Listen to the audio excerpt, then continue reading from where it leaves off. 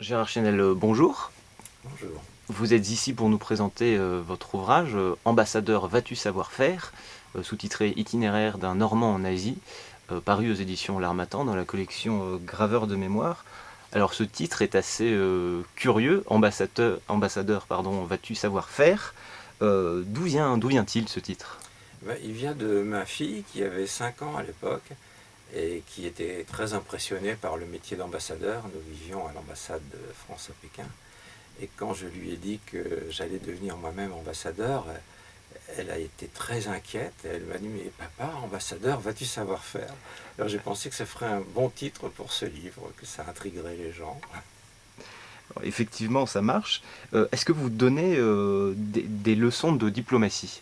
Non, pas du tout. Alors, j'ai pas voulu faire un traité de diplomatie, ce serait un peu prétentieux, puis ça a déjà été fait par des gens plus compétents que moi, sans doute. Non, non, c'est plutôt une démonstration de ce qu'est la vie d'un diplomate au quotidien, sa vie professionnelle, sa vie personnelle, à travers mon expérience qui a duré quand même 35 ans.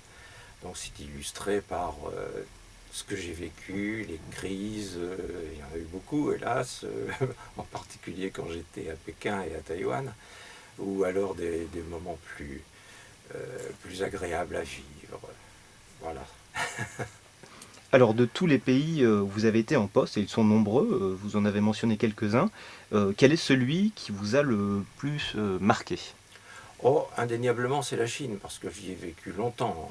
D'abord 8 ans à Pékin en 2 fois. J'ai aussi vécu à Hong Kong, à Taipei. Donc j'ai fait les 3 Chines. Et j'y ai vécu à une époque où il se passait des choses. Par exemple, la première fois où j'habitais à Pékin, c'était le mur de la démocratie, le retour de Deng Xiaoping au pouvoir. La deuxième fois, c'était beaucoup plus tragique. C'était juste avant et pendant Tiananmen. Et ensuite, les 5 années qui ont suivi, où nous avons eu des relations un peu difficiles. Taïwan, c'était aussi intéressant. Il y avait les ventes d'armes. Quand nous avons cessé de les vendre, quand nous les avons vendus, j'étais à Pékin, ça posait problème. Quand nous avons cessé de les vendre, j'étais à Taipei, ça posait également problème. Enfin, c'était tout à fait marquant. Alors diriez-vous, maintenant du haut de votre expérience, que diplomate c'est un beau métier? Ah, c'est un métier merveilleux. C'est un métier d'abord extrêmement varié. Euh, on peut faire de l'analyse politique, c'est l'essentiel d'ailleurs. On fait de la négociation, négociation commerciale, négociation politique, négociation culturelle. On fait aussi du consulaire.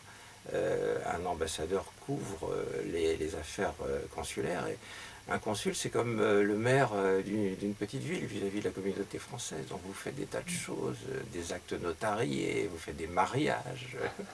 Enfin, c'est un métier où je ne me suis pas ennuyé une seule seconde.